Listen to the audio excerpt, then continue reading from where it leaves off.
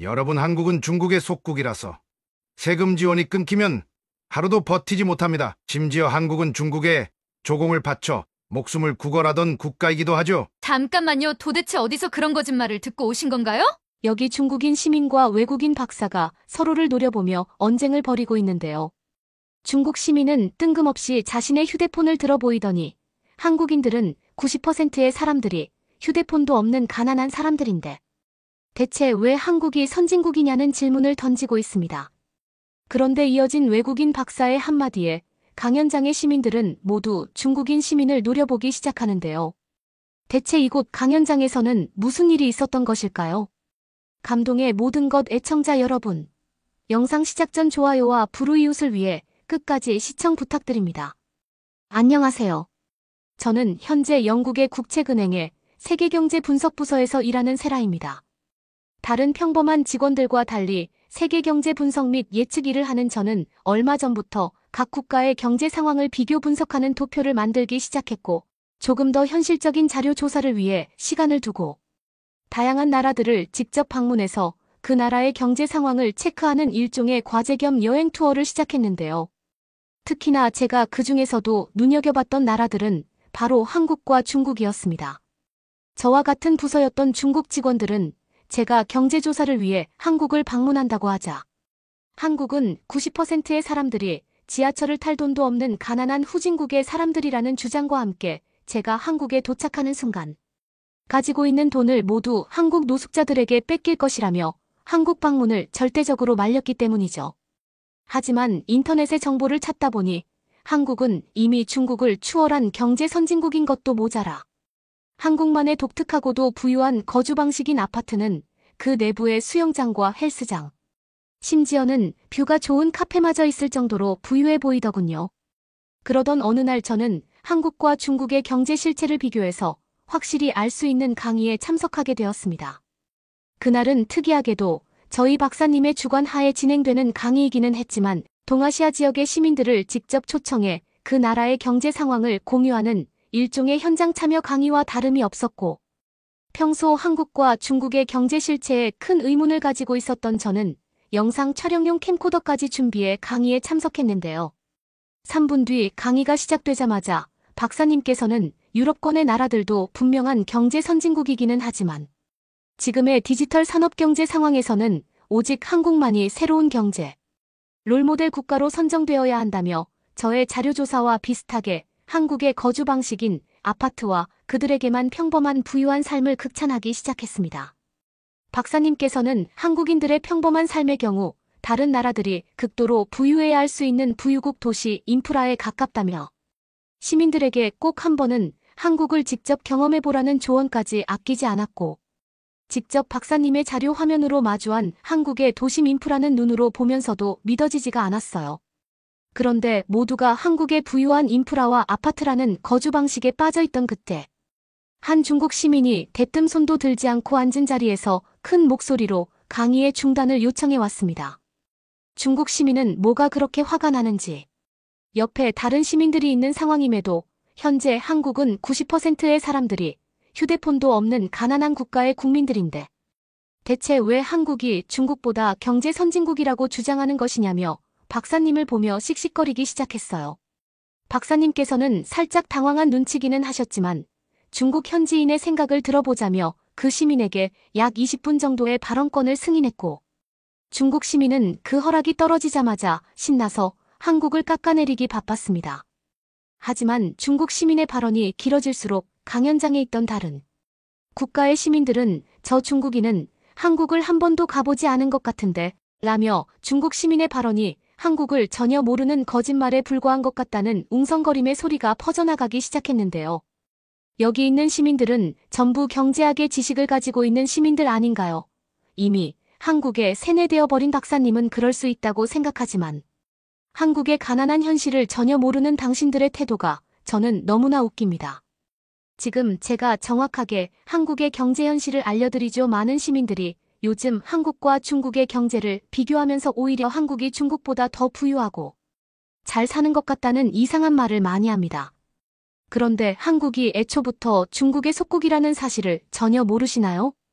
그들이 지금 보여주고 있는 빠른 지하철이나 버스, 환승 시스템은 전부 중국의 세금 지원 정책이 있었기에 가능했던 결과들이에요. 즉, 지금의 한국은 중국인들에게 빌붙는 모기와 다름이 없다는 사실이죠. 정말 단순한 예를 하나 들어드리겠습니다. 여기 한국을 방문했던 외국인 시민들이 있나요?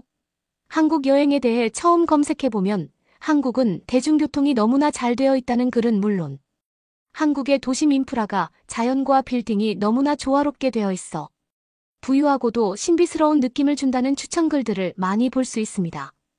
물론 한국의 수도 서울은 정말 국지적인 형태로 그런 위치가 있을 수 있어요. 그런데 한국의 경제 진실을 알려면 절대 그 부분만 보면 알 수 없습니다. 한국은 여기 있는 시민들이 전부 한국이 부유하다는 세뇌를 당한 것처럼 글로벌을 타깃으로 하는 이미지 메이킹에 미쳐 있는 나라예요. 한국은 너무 가난해서 길거리에 화장실과 은행조차 없고 택배를 보내기 위해서는 아직도 걸어가거나 경운기를 타고 이동하는 명백한 가난 국가인 것이 현실입니다. 경운기가 뭔지도 모르는 시민들이 있어서 설명을 드리자면 그건 한국의 완전한 낙후 지역에서 타고 다니는 이동수단이에요. 그런데 한국은 지금 그 경운기로 택배를 배달하고 이동을 하는 수준 낮은 생활 인프라를 유지하고 있습니다. 한국의 도심 지역에서 볼 수 있는 자동차들은 그럼 뭐냐고요? 그 자동차 안에 타고 있는 사람들을 인터뷰하면 대부분은 중국인이거나 오직 자동차 타는 것에만 인생의 대출을 끌어다 쓴 가난한 한국인들이 분명하거든요. 그런데 경제부서 박사라는 박사님께서는 지금 한국의 거주 방식인 아파트를 극찬하며 그들이 새로운 부의 시대를 열었다는 어처구니 없는 주장을 하고 있습니다. 중국도 아파트가 있습니다. 그리고 한국보다 더 생활 인프라 시스템이 잘 갖춰져 있어요. 한국은 아파트 내부 즉 집 내부에 화장실조차 없는 것이 대부분입니다. 그렇다면 그건 거주하기 위한 집이 아니죠. 그런데도 한국인들은 자신들이 부유하다는 보여주기식 인생을 위해 집 내부에 화장실을 없애면서까지 겉만 번지르르한 아파트에서 거주를 하고 있어요.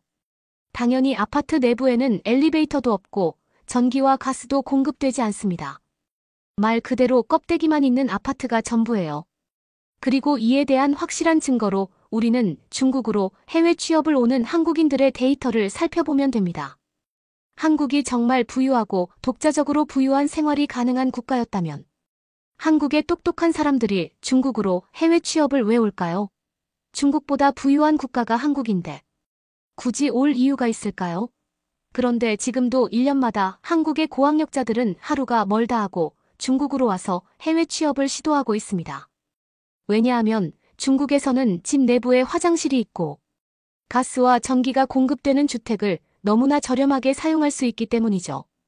더군다나 중국의 임금이 한국보다 약 5배 정도 높다는 사실은 이미 인터넷에 공개되어 있는 자료로도 확인할 수 있는 부분입니다. 지금 한국 20대들이 첫 취업을 하면 받는 월급이 얼마인지 아시나요?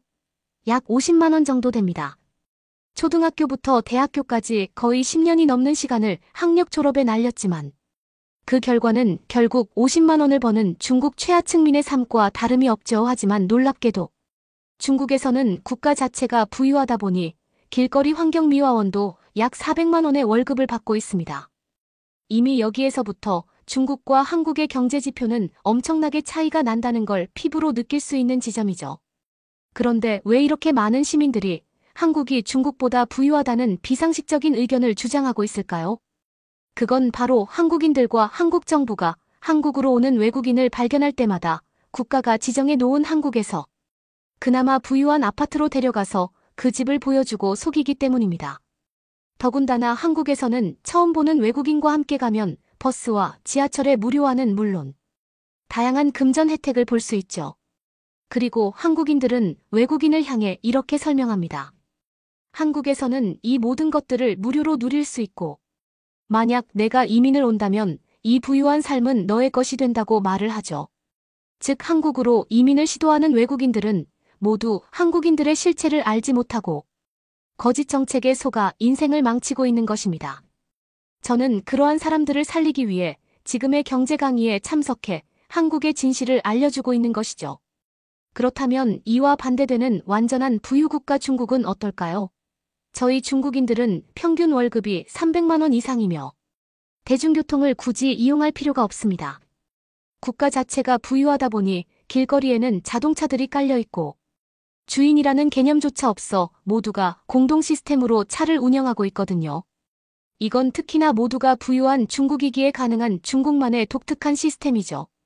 즉 중국을 처음 오는 외국인들이라도 길거리에서 마음에 드는 차를 타고 무료로 이동할 수 있다는 사실입니다. 기름이 떨어지면 주유소에 가면 되는데 주유소에서도 아마존을 받지 않을 확률이 높아요.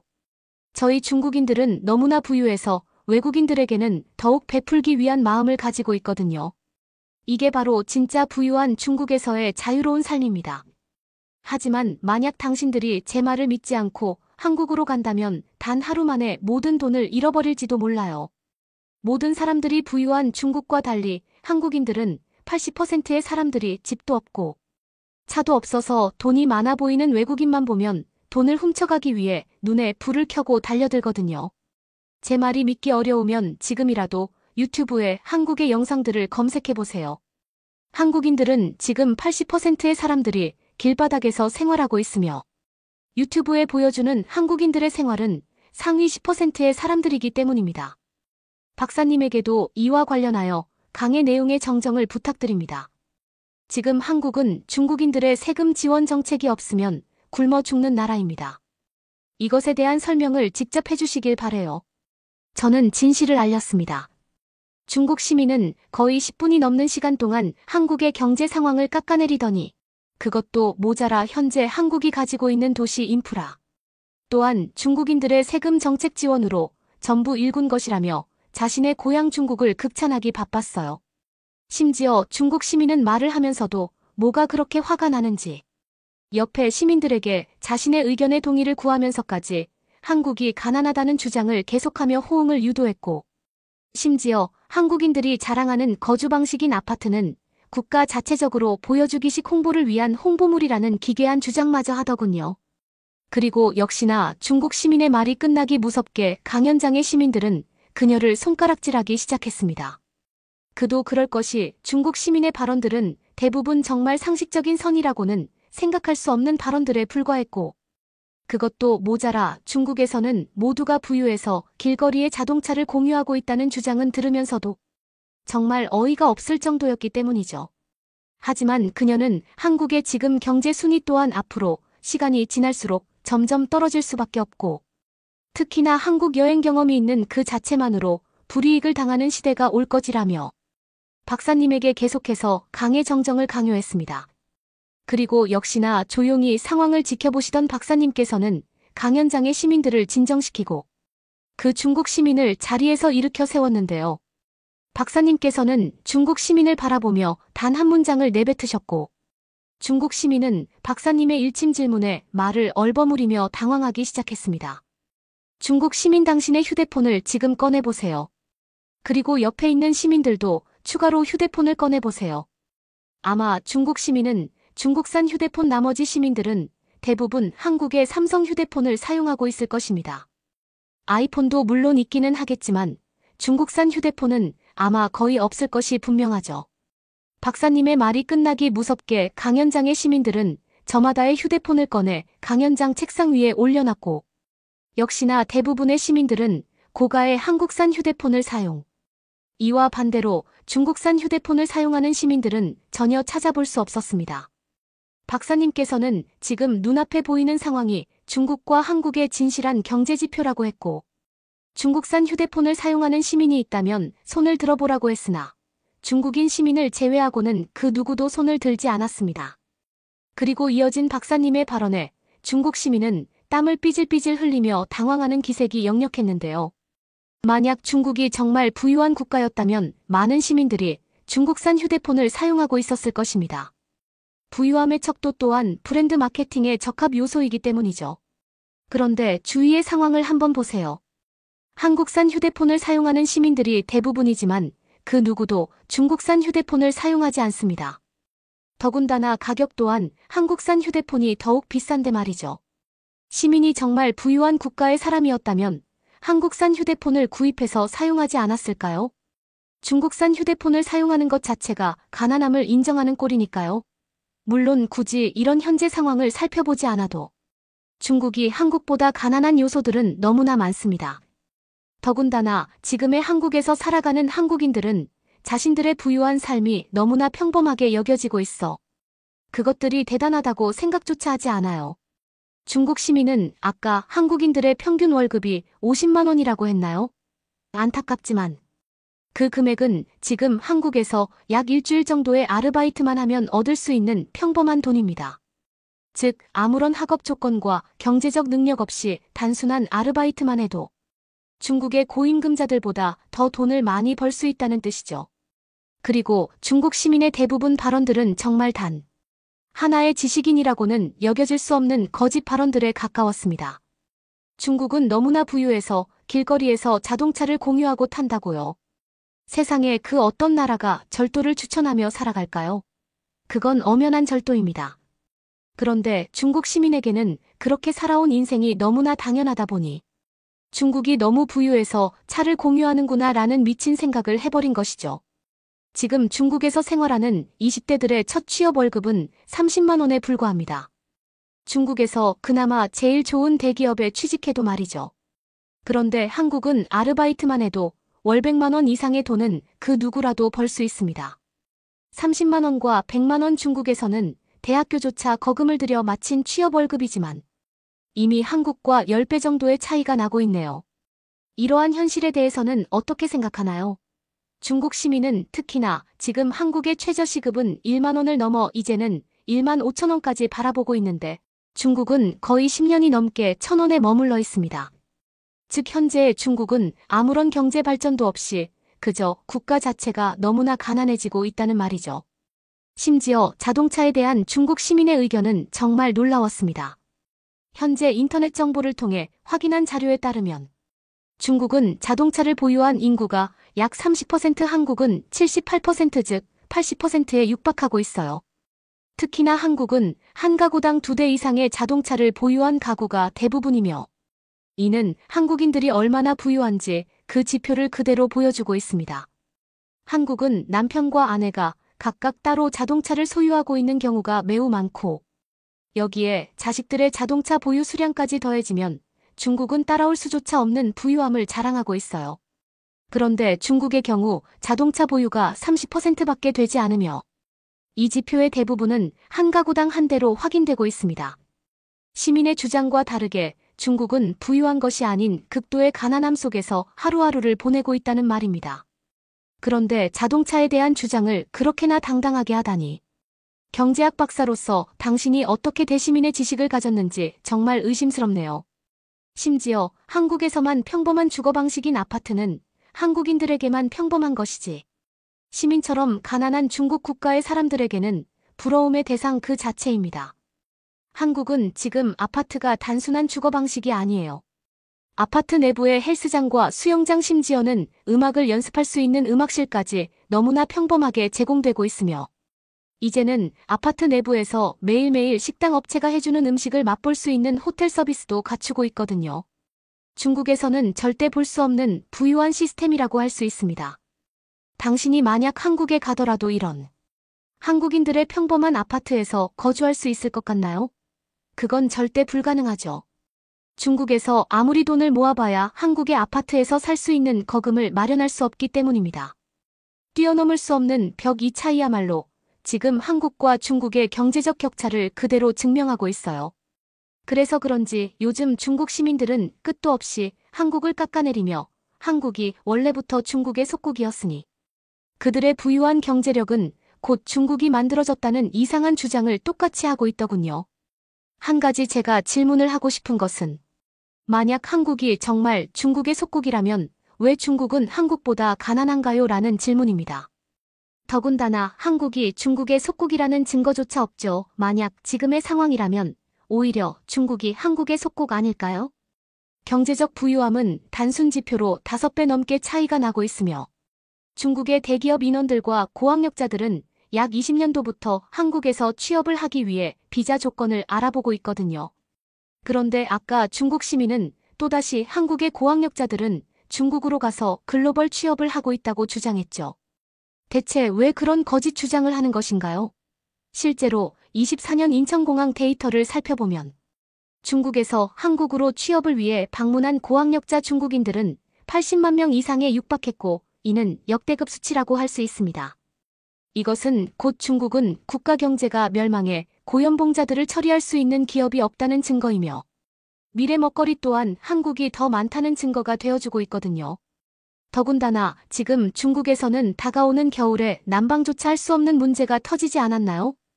한국은 오래전부터 획기적인 도시, 인프라 개발 시스템으로 각 가구의 도시, 난방을 공급하는 시스템을 진작에 완성해 놨었는데 중국은 전혀 아니죠.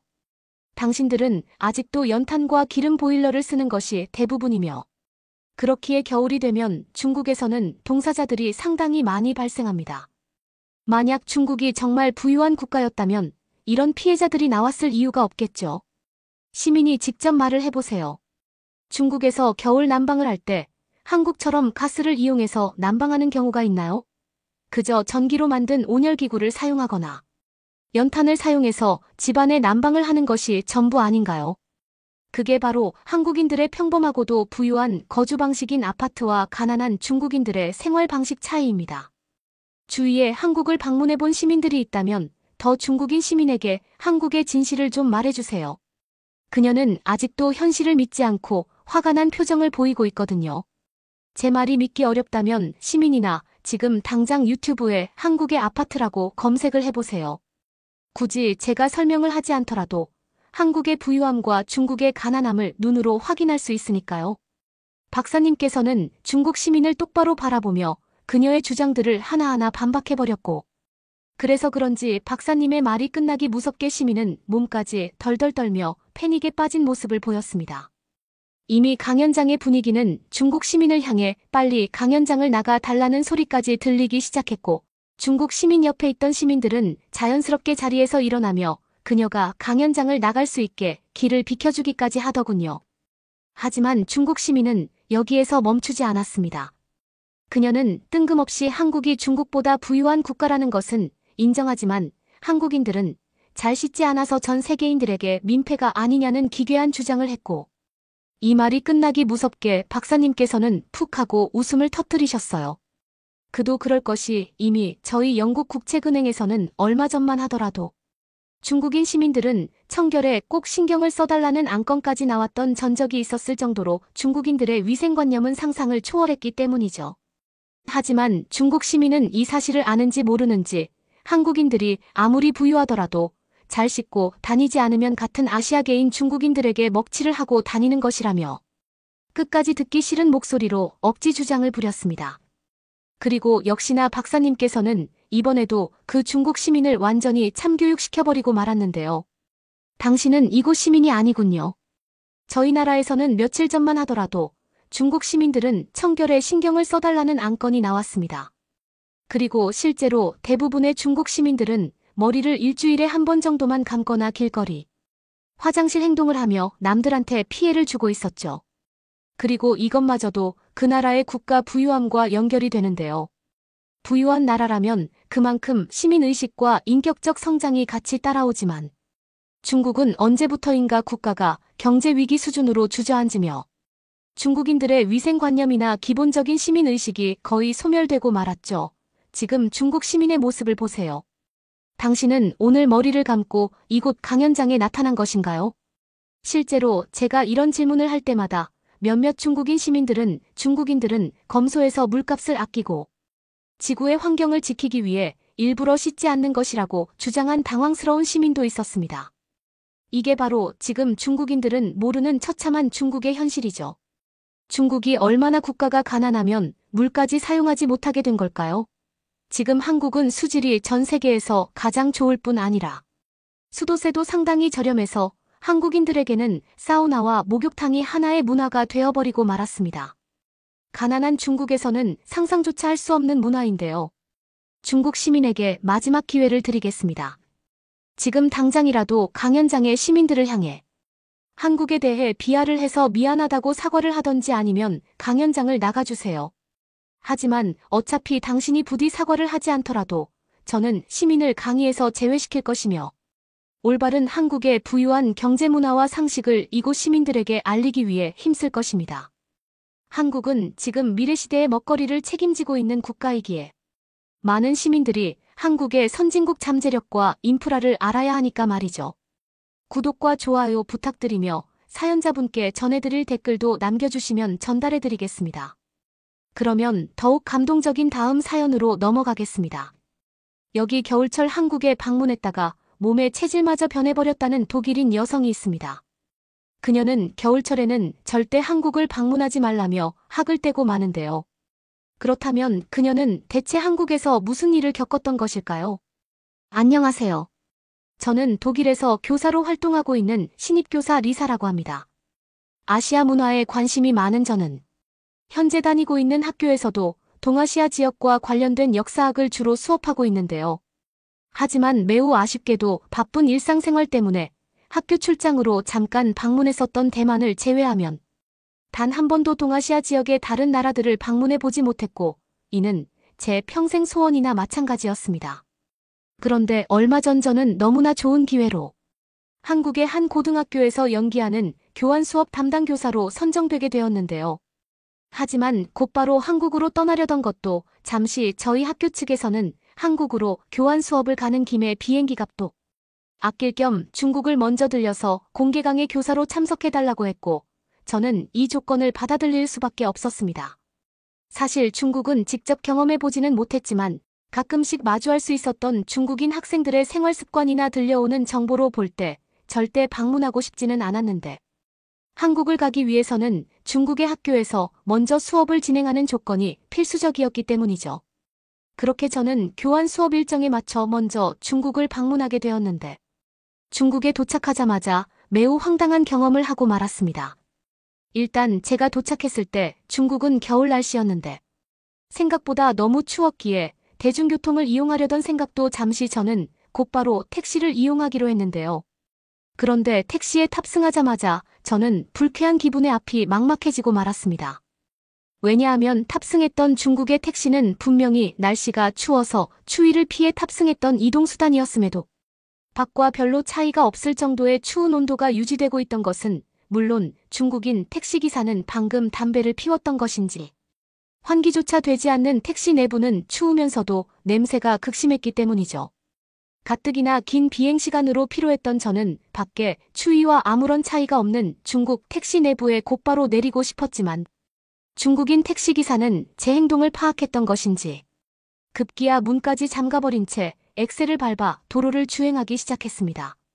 어쩔 수 없이 택시에 탑승하기는 했지만 가만히 앉아만 있어도 몸이 덜덜 떨릴 그 정도의 추위였고 긴 비행으로 몸까지 피로하니 시간이 지날수록 기침이 나오기 시작했는데요.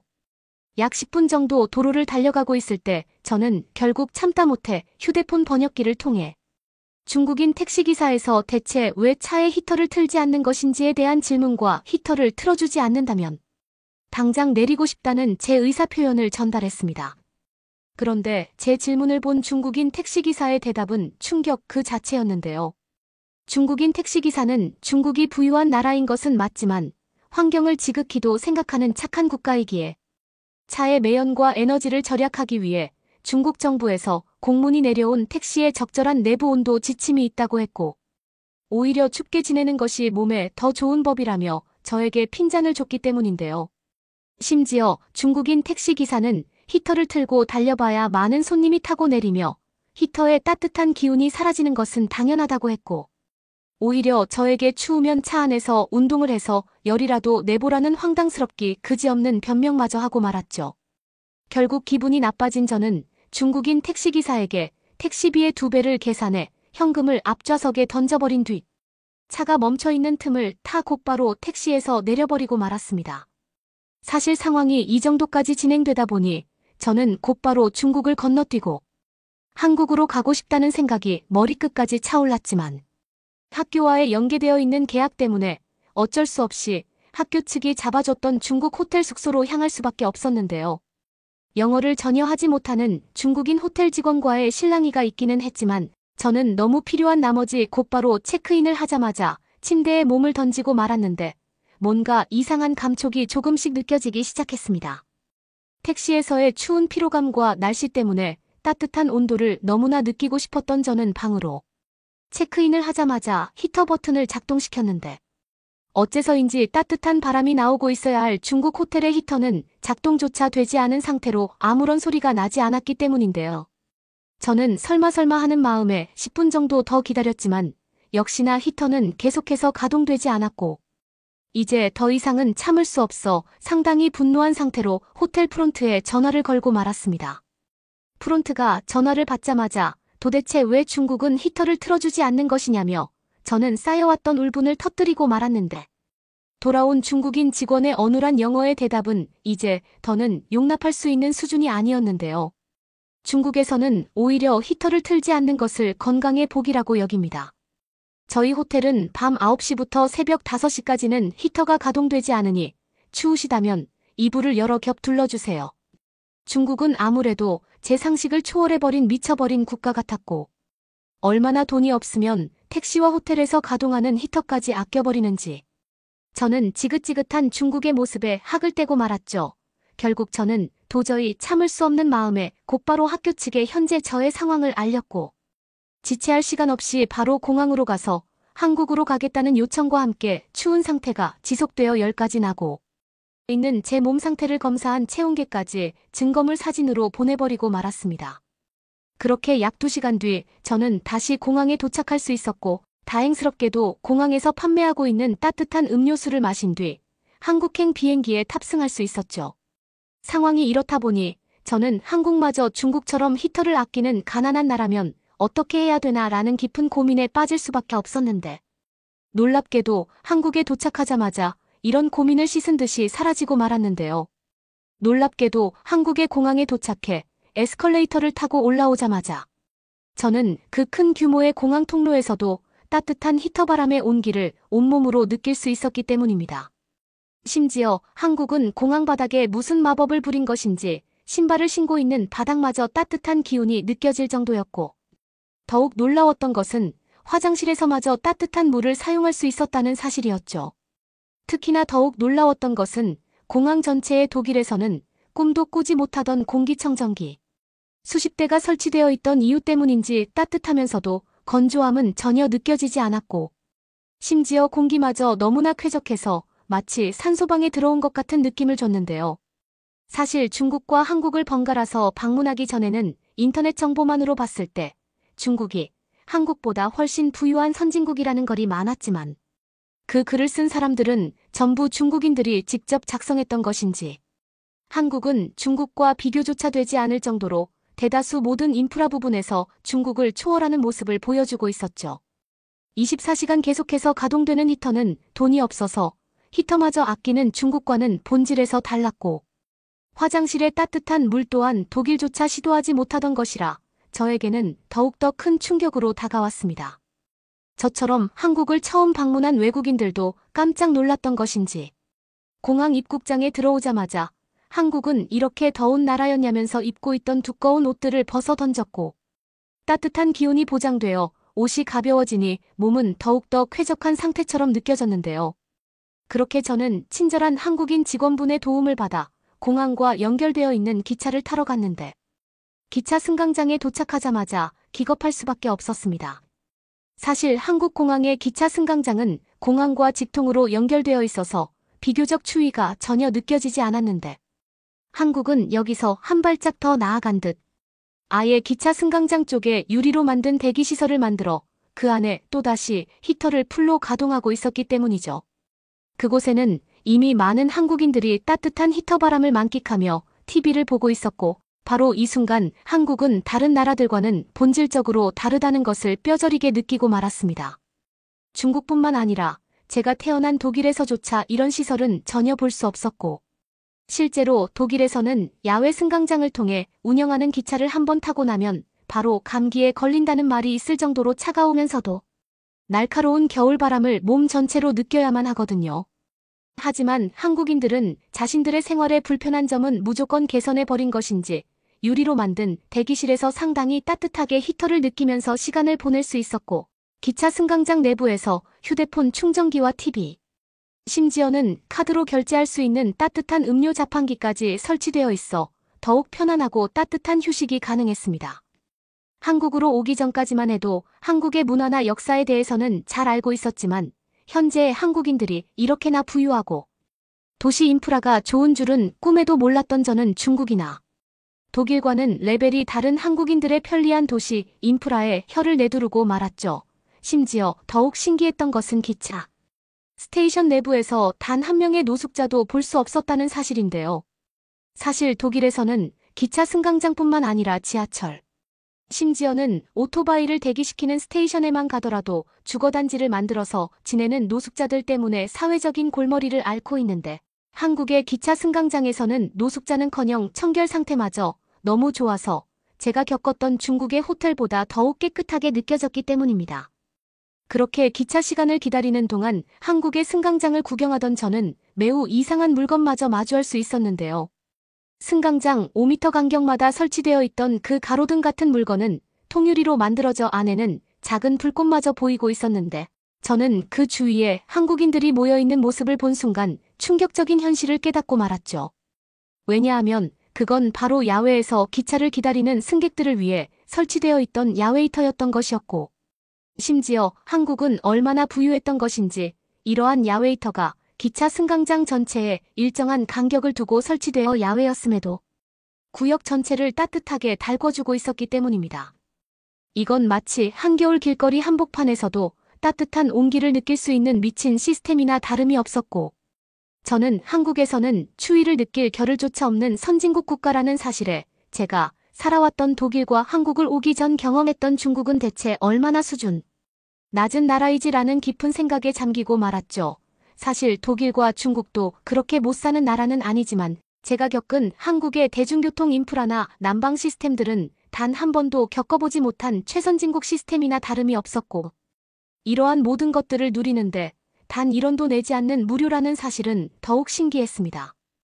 그렇게 저는 한국의 기차 승강장에서 중국에서는 24시간 느껴오던 추운 피로감을 단 한 번도 느낄 수 없었고 오히려 살짝 땀을 흘리며 이제 막 도착한 기차에 탑승할 수 있었는데요. 그런데 한국은 이제 더는 놀라운 것은 없겠지라는 제 마음을 알았던 것인지 제가 기차에 탑승하자마자 또 한 번 말도 안 되는 모습을 보여주고 말았는데요. 놀랍게도 제가 탑승했던 한국의 기차 내부는 타자마자 바로 옷을 벗어야 할 정도로 따뜻한 히터 기운이 구역 전체를 감싸고 있었고 심지어 대다수의 한국인들은 기차 내부에서 겉옷을 벗고 반팔로 돌아다니는 미쳐버린 모습을 너무나 쉽게 볼 수 있었기 때문입니다. 심지어 기차 내부가 얼마나 따뜻했던 것인지 몇몇 한국인들은 시원한 아이스커피를 마시며 눈이 내리는 창밖을 역설적인 모습으로 바라보고 있었고 이 모습은 흡사 여름에 에어컨을 빵빵하게 틀고 이불을 덮는 부자의 모습과 다름이 없었죠. 제가 태어나고 자라왔던 독일은 기차에 히터를 틀어주는 경우가 거의 없어서 독일인들은 기차를 탑승해야 되는 일이 있으면 이미 두꺼운 옷부터 챙기고 내복을 갖춰 입는 것이 첫 번째 계획인데 한국은 그런 불필요한 행동 자체가 필요 없었습니다. 조금 더 과장해서 말하자면 한국에서는 추운 겨울이라도 반팔을 입고 다닐 수 있을 정도로 도시 전체의 난방시설이 최고 수준이었고 이는 가게에서 제대로 된 히터조차 틀어주지 않는 중국이나 독일과는 너무나 비교되는 모습이었죠. 그래서 그런 것일까요?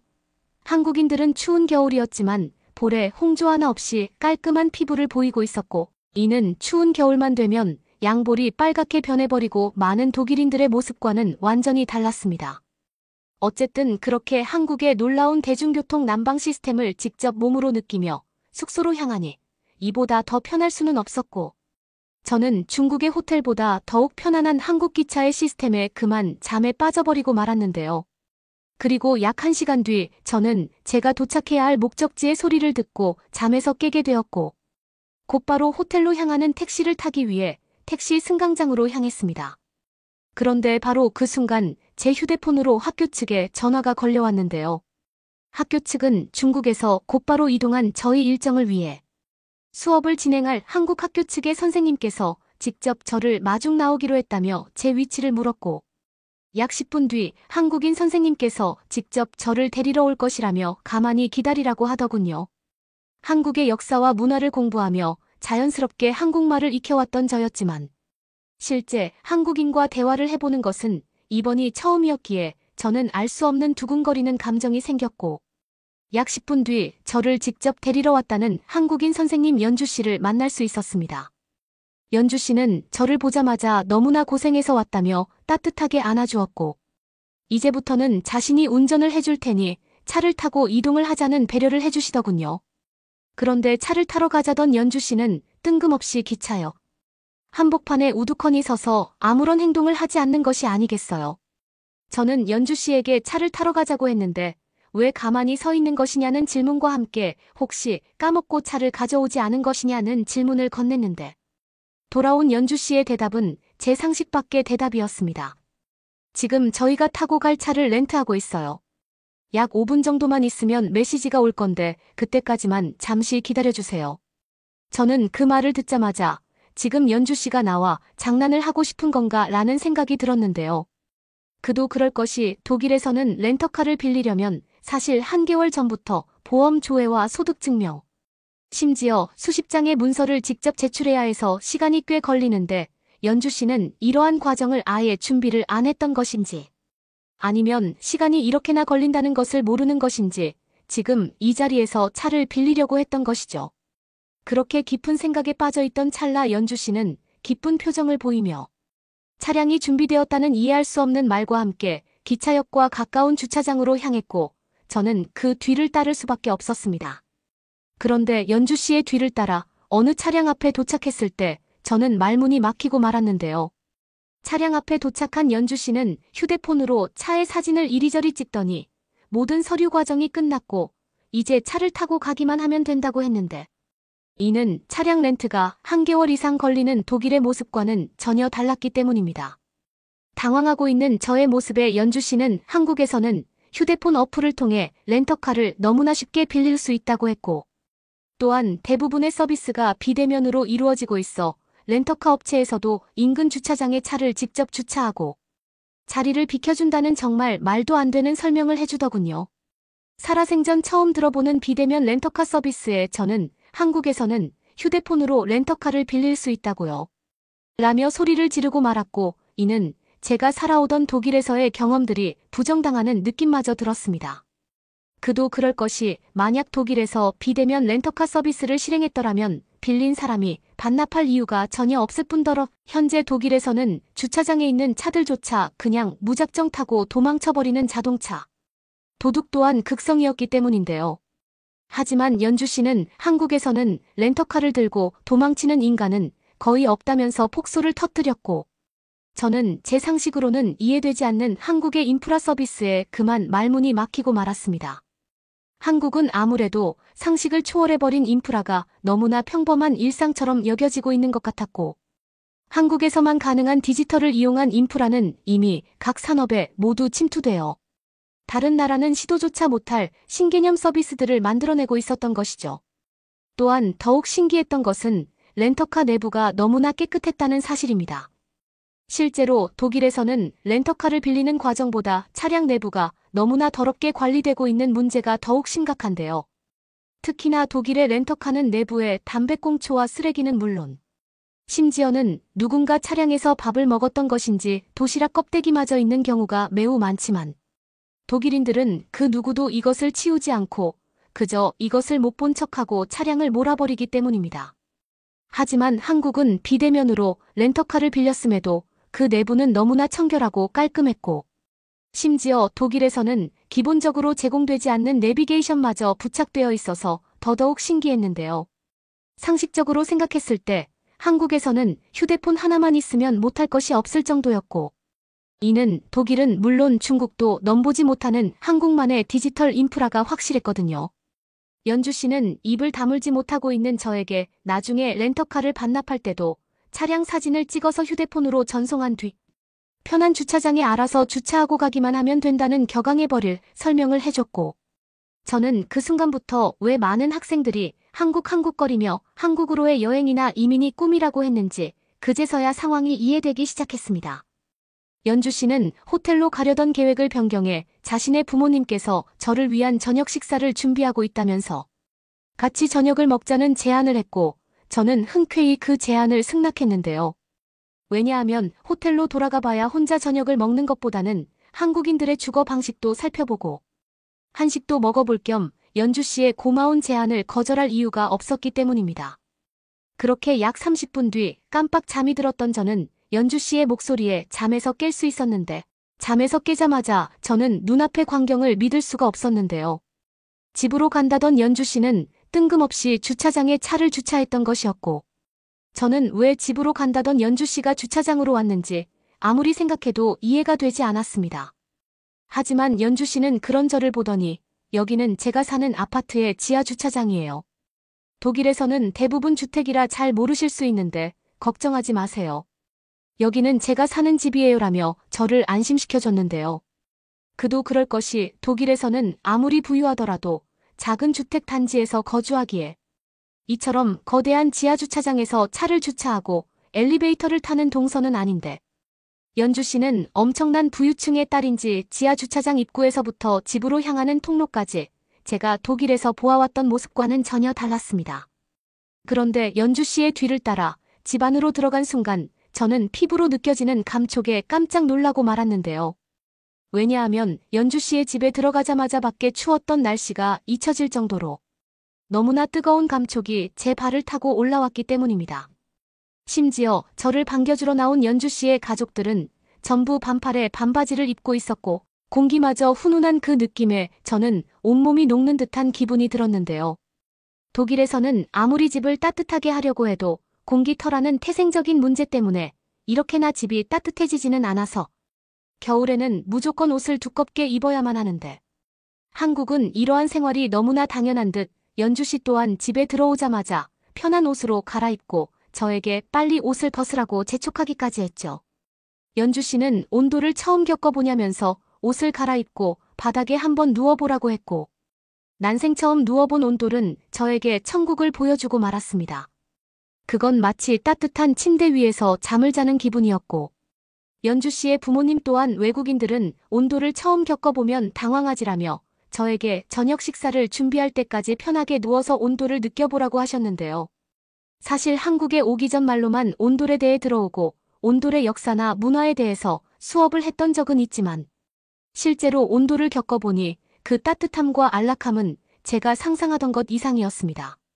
특히나 연주 씨의 집은 얼마나 쾌적한지 각종 가전제품은 물론 독일에서는 단 한 번도 보지 못한 엄청난 크기의 TV마저 거실에 묵묵히 자리를 잡고 있었죠. 하지만 연주 씨는 오히려 한국에서는 이 정도의 주거 환경이면 평범한 범위에 속한다고 했고 저는 전 세계에서 그래도 부유하다고 알려진 독일이지만 한국의 평균적인 삶과 너무나 차이가 난다는 사실의 상식이 붕괴되고 말았습니다. 한국을 경험한 그 어떤 독일인이라도 한국으로의 이민을 선택하지 않으면 바보라고 불릴 수준이었고 저 또한 한국의 따뜻한 온도를 겪자마자 당장 한국으로 이민을 시도하고 싶을 정도였으니까요. 특히나 더욱 놀라웠던 것은 한국의 온돌은 도시가스 보일러를 이용하는 시스템인데 이것이 너무나 저렴해서 겨울에 아무리 난방을 많이 틀어도 난방비에 큰 부담이 없다는 사실이었는데요.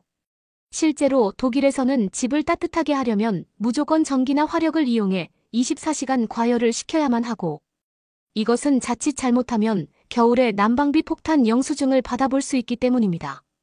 난방 시스템도 더 좋고 쾌적한데 가격까지 싸다니.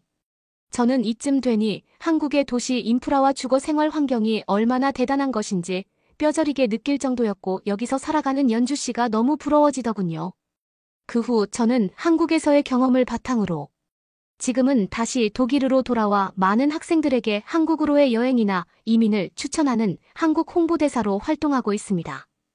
따뜻한 온돌만큼이나 마음씨까지 따뜻한 한국이었기에 저에게는 더욱 뜻깊은 경험이었으니까요. 여러분은 어떻게 보셨나요? 응원과 격려의 한마디씩을 댓글로 남겨주시기 바랍니다. 사연자분들에게 전달해드리겠습니다. 실제 사연 제보를 받고 있습니다. 채택되신 분께는 작은 선물도 보내드리고 있습니다. 저희의 사연이 여러분의 하루에 작은 힘이 될 수 있었으면 좋겠습니다. 감동적인 사연을 주변 분들과 이야기 나눠보세요. 더욱더 좋은 영상으로 다시 찾아뵙겠습니다.